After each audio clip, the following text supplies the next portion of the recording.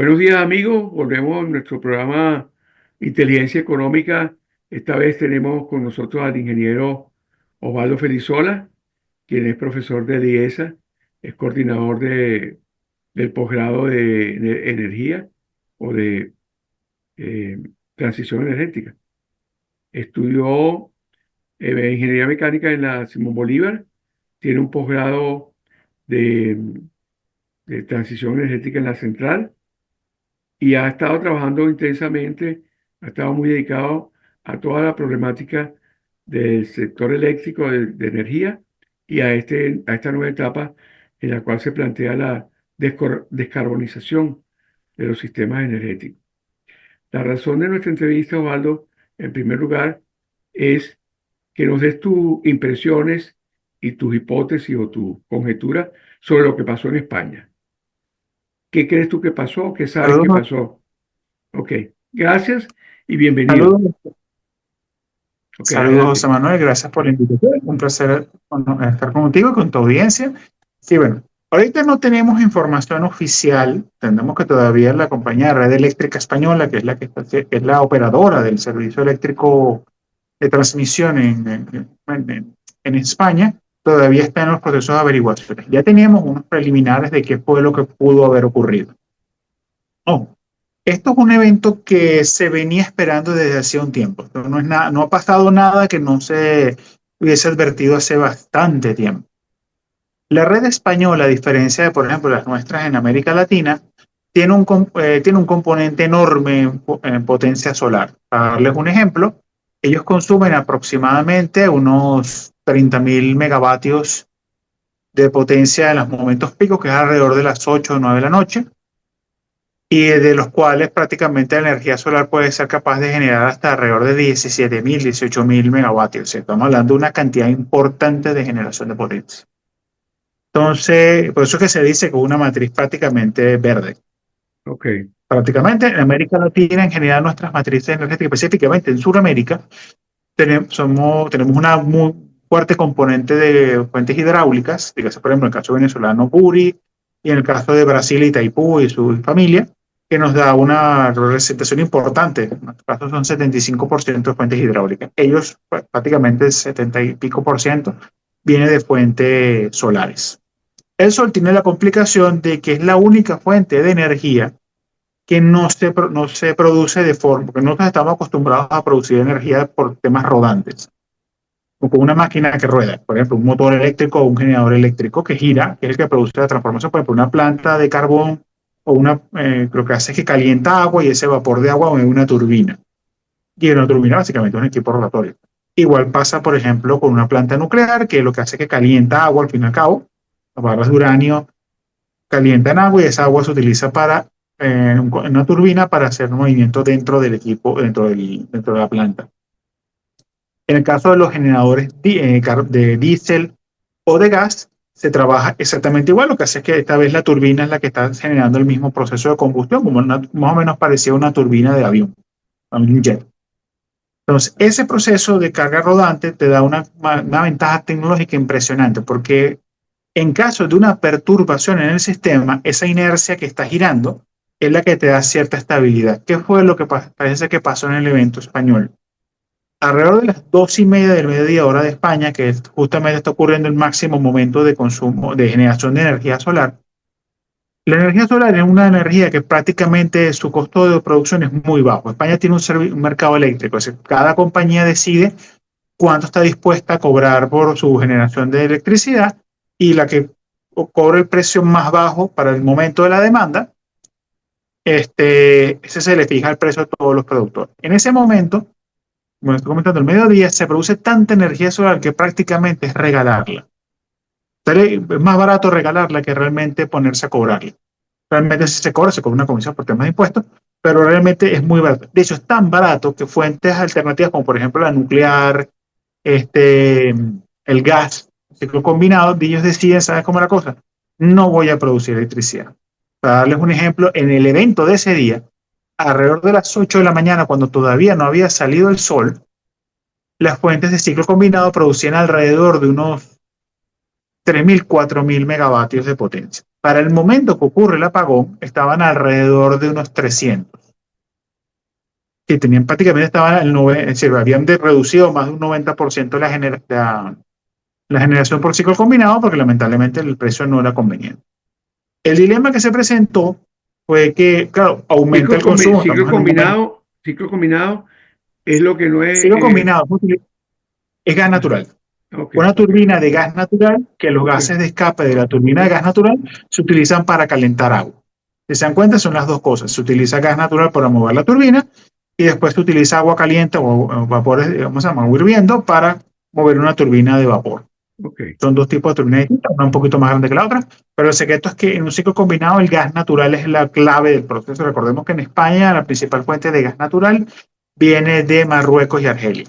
Okay. Esos son los que ustedes utilizan para la producción que utilizan en España. Problema que se presentó, entonces, bueno, fíjense, hay un aumento importante, estamos hablando, al mediodía es donde se produce como cercanamente el valle de consumo español. Es decir, aquí empieza a aumentar un poquito el consumo de energía. No es el pico máximo, pero es un momento donde está empezando a subir el consumo eléctrico.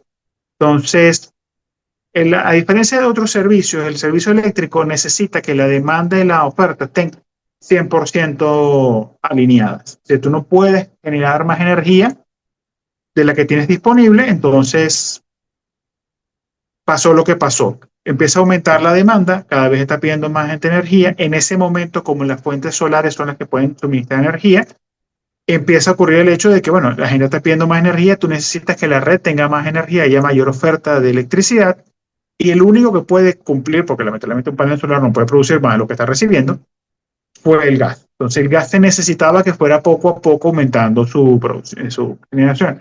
No le dio tiempo. Entonces, lamentablemente, porque es un equipo relativo enorme, requieren resistencia, hay ciertos momentos de tiempo, y entonces empieza a ocurrir un desfase entre la oferta y la demanda. Eso se ve reflejado en lo que se conoce como la frecuencia de operación. En España, nosotros en Latinoamérica y en Estados Unidos trabajamos a 60 ciclos por segundo. Es decir, la corriente viene de forma seguida, se invierte en polaridad cada 60 veces por segundo. En España es cada 50. Cuando hay desfases de estos tipos, la frecuencia de los equipos se empieza a relentecer. Lamentablemente no se puede mantener 50, sino 49,99, 49,98, y así se empieza a ajustar. Cuando tú tienes equipos rotativos de gran tamaño, por ejemplo, por ejemplo, en el caso de Venezuela, Guri, o en el caso, por ejemplo, de Estados Unidos, se hace a través de turbinas de gas que son lo suficientemente grandes como para tener volumen, lo que se conoce como carga rodante. Puedes darte el lujo de que esos equipos son tan grandes que no hay forma de que la red sea capaz de desacelerarlo. Con los paneles solares no pasa. Como ellos transforman la electricidad a través de ¿cómo se llama? Unas placas de silicio, que básicamente es ¿cómo se llama? Un transistor invertido, fotosensible.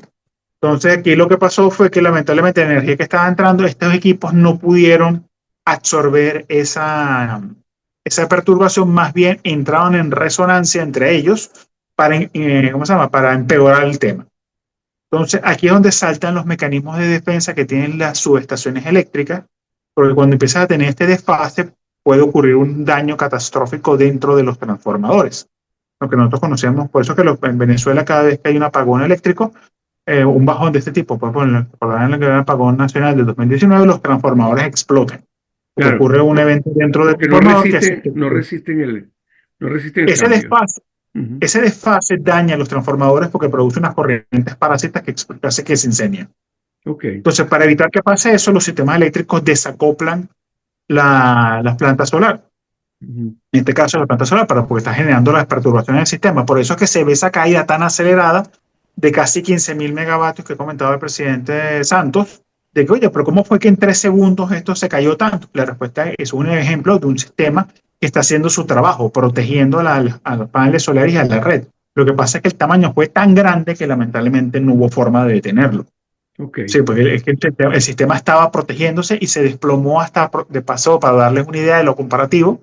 Estaban en ese momento de la crisis, estaban generando alrededor de 25.000 megavatios y se desplomó a 10.000. Por eso que se hablan de los 15.000 que se perdieron. Estamos hablando del 60% de la producción de electricidad en ese momento. ujú. ¿Dónde probablemente se produjo la causa? No hay todavía información oficial. Hay un rumor que está girando por allí que pareciera ser que el evento más probable es que haya ocurrido entre la red que conecta, entre la troncal, la línea que conecta la ciudad de Cataluña, es decir, la región de Cataluña, con la región de Aragón, que es probablemente porque ahí está la mayor cantidad de instalaciones solares. Pero ojo, al tener ese dilema horrible que se empieza a producir el desfase, tú te ves obligado a tener que desconectarte. Entonces, lamentablemente no hay suficiente gas para poder abastecer y se desplomó y vimos lo que todos vimos. El sistema se cayó casi completamente. No, se cayó completamente. Y Porque Portugal, hay y rumor, Portugal está hay rumor. recibiendo, Portugal también está recibiendo parte de esa energía que le exporta España, me imagino que de origen solar, probablemente, ¿no? Sí, sí, Sí. porque se genera tanta energía que es muy barata, prácticamente la Sí, estás hay que regalando, entonces exportarla Portugal. para mantener equilibrado el Exactamente, sistema. eso es una Sí. oportunidad para exportación. Entonces, Portugal y Francia normalmente acostumbraban a recibir energía. Mucho se ha hablado de no, que es que Francia nos cortó la energía, no, que Francia no les cortó la energía a la red española. Cuando la red española se está empezando a desplomar, la red francesa simplemente entra en modo de seguridad, desconecta a Francia Ellos tienen sistemas de España, exacto, de de protección. prevención, Este es el, exacto. Ese es el Bueno, trabajo de una subestación eléctrica. La subestación eléctrica, su trabajo es primero proteger a los equipos dentro de ella, dígase los transformadores, proteger a la red eléctrica, dígase los cables de alta tensión, y proteger también a las plantas de generación de energía. O sea, aquí lo que ocurrió lamentablemente fue un evento, como dice por ahí, la tormenta perfecta. Tienes sí. tanto componente de energía renovable que no tienes flexibilidad o resistencia en caso de una catástrofe. Es decir, la electricidad es un fluido, es un flujo, pues. Es, es Y una analogía. y si no hay equilibrio entre oferta y demanda, tiene que haber elementos que compensen y que equilibren, ¿no? El sistema. Ujú. Mira, ok. Dos preguntas más para terminar, porque esto es una entrevista breve y queremos que sea un podcast. Entonces, una es, ¿qué, qué, qué, qué se supone que deben hacer ahora en España para que esto no vuelva a ocurrir? Cuál es la lección? Suponiendo que Bueno, esa sea realmente ya la explicación. Ujú. bueno, quitando el tema político que está atravesado ahorita, por el cual está atravesando ahorita España, para mientras se le echan la culpa a alguien, aquí la gran pregunta fue, normalmente cuando pasan esos sucesos, por ejemplo, cuando pasa en Venezuela, porque esto pasa cada rato, el dilema que se presenta es, bueno, tú normalmente sacas de línea si quitas a los grandes consumidores eléctricos. Por Ok, ejemplo, en el caso venezolano, típicamente pasó hace relativamente poco tiempo que tuvimos una inestabilidad en el sistema eléctrico y se acabó cortaron, separaron de la red eléctrica a un consumidor enorme venezolano, que es el caso de Hidrocapital. ok, Por eso es que durante la Semana Santa tuvimos problemas de agua importantes en Venezuela, en ok, Caracas ok, específicamente, porque ok. lamentablemente es decir, la red eléctrica, dígase Corpoelec, decidió sacar al sistema Para, de bombeo. exacto. Esto es lo Ok. que se debe hacer en España como mecanismo urgente número uno, determinar, bueno, ¿por qué? Porque España tiene una secuencia de cuáles son las instalaciones que se tienen que desincorporar, no fueron desincorporadas para poder garantizar el tema eléctrico. Ahorita esto es una gran pregunta porque en España se tienen que hacer esa reconsideración nacional, es decir, ¿cómo hacemos nosotros ahora que se presentó esta falla, que era de hecho, un evento catastrófico de primer orden, y realmente va a producir cambios en las políticas públicas porque lo que se venía hablando de que necesita carga rodante. Nosotros tenemos la ventaja en Sudamérica de que tenemos cargas rodantes por tema hidráulico, pero ellos no. Entonces vas a necesitar plantas de gas, es decir, no puedes desincorporar el gas, no puedes desincorporar las plantas nucleares, que ha sido una política del gobierno de el presidente Santos de desincorporar hasta el 50%, actualmente, para el momento de la crisis, el 50% de la capacidad instalada nuclear estaba fuera de línea, cuando la energía nuclear, Presidente específicamente las turbinas, Presidente Sánchez, Sánchez. Sánchez. Ajá, ahora fíjate, ok, bueno, estamos más o menos ya claros en ese aspecto. Uh -huh. En Venezuela tenemos eh, una perspectiva de cambio que va muy, muy realmente, muy seriamente a originar una gran demanda de energía eléctrica. Y sabemos que el Guri está un poco inestable o un poco eh, con dificultad de generación y además todas las redes de transmisión están bastante deterioradas.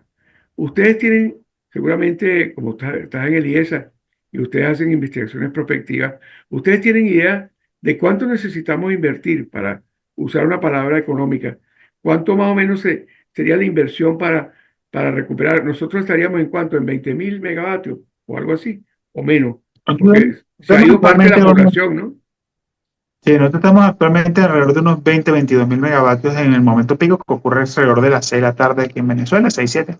Ok, Lamentablemente las mediciones que no tenemos porque el gobierno ni siquiera las levanta. O sea, eso es mentira que Corpolet tiene un buen levantamiento de lo que está pasando. Recordemos que en Venezuela no se administra el recurso, se administra la escasez. Aquí se produce tanto como se puede producir y en función sí, de, bueno, cuánta energía nos sobra, se alimenta alguna parte. Por eso es que lamentablemente la región de San Cristóbal, es decir, la región andina, siempre tiene problemas de escasez eléctrica horribles. Los apagones allá son brutales. Con mucho, respecto al monto, lamentablemente no tenemos un diagnóstico de cuánto podría llegar a ser el monto. Se habla inclusive, para darles una idea, de órdenes de productos que se miden en órdenes de Producto Interno Bruto, por lo menos un 15-16% del Producto Interno Bruto haría falta en el corto plazo para poder hacer los trabajos de mantenimiento, porque uno de los temas que tenemos ahorita con el sistema eléctrico es que no conocemos hasta qué tan profundo es el daño. Guri hay que repararlo, o por lo menos claro. recuperar su producción a máxima capacidad. El parque termoeléctrico, muy gran, vasta mayoría no está operando, es decir, completamente desconectado. Hay que ver cuánto de ese parque se puede reactivar. Yo me atrevo a decir de una forma más o menos responsable que mucho de esas instalaciones prácticamente hay que hacerle un overhauling del 100%, en algunos casos, otros sí, no tanto. Y en el caso de la transmisión, el mismo cuento, hay que revisar el sistema de transmisión, hacer un orden de prioridades que ciudades tienen que hacer. Esto va a ser un trabajo de bastante tiempo, puede ser más de 5 o 6 años para recuperar el sistema a lo que fue en su momento cumbre, que fue en los años 90. Y medirlo como parte del porcentaje del Producto Interno Bruto. Estaríamos hablando probablemente unos 250% del Producto Interno Bruto, claro, no en un año, en un periodo de unos 4 o 5 años para poder llegar a solventar el problema. Lamentablemente, junto con el sector petrolero, el sector eléctrico son los dos grandes caballos de batalla que se necesitan en el proceso de recuperación económica venezolana. Ok. ¿Todavía funciona el sistema interconectado allí que existe, que relaciona el Guri con las demás, que funcionaba allí Sí, en el Marqués? Sí, sigue funcionando sí, bien. todavía. Sí, Aquí todo está funcionando no bien, aquí está funcionando todo a lo máximo que son capaces de dar. sí, ok, Lamentablemente, ok. Y ahora, una pregunta ya para cerrar. Este, ¿Venezuela podría tener soluciones de corto plazo como quizás importar de Colombia o de Brasil?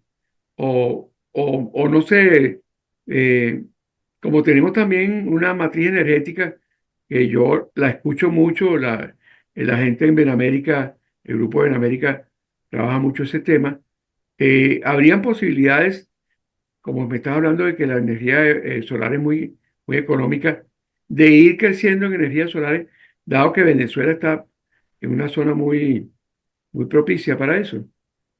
totalmente. Aquí el potencial de energía renovable es inclusive superior al el que tiene España. Si Venezuela Claro, podría perfectamente sustituir. De todas, una de las partes bonitas es que Venezuela tiene unas oportunidades, por el hermoso tema de su ubicación geográfica, no solamente está nadando en petróleo, tiene grandes ríos, sino tiene oportunidades enormes para producir con energía solar y con fuentes eólicas que de paso se encuentran en los sitios de mayor potencial de producción, se encuentran justamente en el punto inverso de la troncal eléctrica.